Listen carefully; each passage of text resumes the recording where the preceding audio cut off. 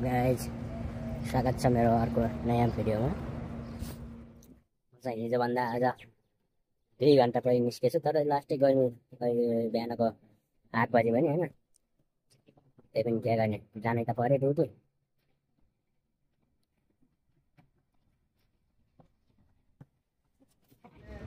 म तपाईँलाई के देखाउँछ होइन, यो चाहिँ नेपाली ढाबा हो होइन। यो ढाबा भन्छ नि यसलाई, नेपाली रेस्टुरेन्ट हो। यहाँ हेर्नु दामी दामी बनाएर राखेका छन्।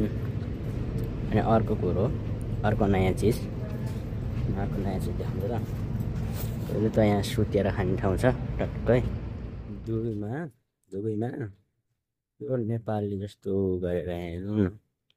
यहाँ त्यहाँनिर सबै बसेर खाने ठाउँ हुने। 1 घन्टा छ अलग अलग हेर्ने। यो खतरा छ तर राम्रो हो। यहाँनिर एउटा सानो मिनी मार्ट भनेर दोकान रहेछ होइन। त्यहाँनिर गए हेर्नु है, अनौठो कुरो। अनि मैले यो सामान लिएँ, देख्न सक्नुहुन्छ। एउटा बनाना अनि एउटा यो जुस लिएँ होइन। अनि यसको प्राइस दाम चाहिँ कति पऱ्यो भने एउटा बनानाको 122 रुपियाँ नेपाली। एउटा बनानालाई 122 रुपियाँ नेपालीमा किनेर खाएर अनि कहाँबाट परिवार पाल्न सकिन्छ त? हामी पलाइ हुन्न के र। अनि एउटा जुस एउटा बनाना लिएको 225 रुपियाँमा नेपाली। अनि एक दिनको ढ्याडी जति त यहीँ गयो। कसरी अनि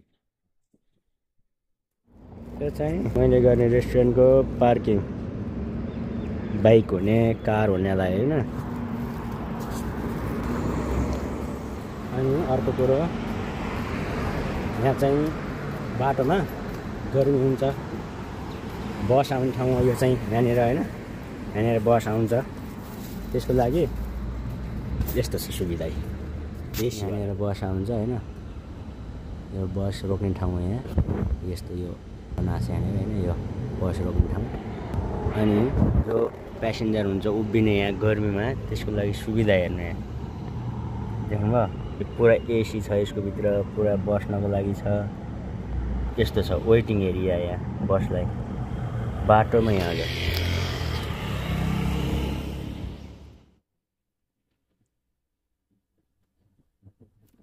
112 रुपियाँ भएर होला। अलिक दिनको छ, अलिक सस्तो प्राइस 2 किलो हुन्थ्यो होला होइन। यो चाहिँ अलिक गुलियो छ।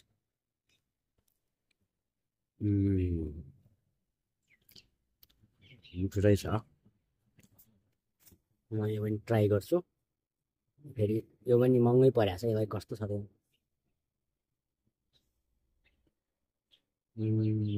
स्ट्रबेरी फ्लेभरको मिल्क रहेछ। यो चाहिँ दुध रहेछ अनि स्ट्रबेरी फ्लेभरको।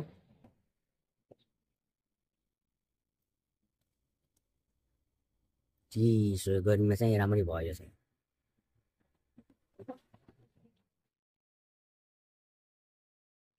फाइनली म आइसकेँ मेरो काम गर्ने ठाउँमा।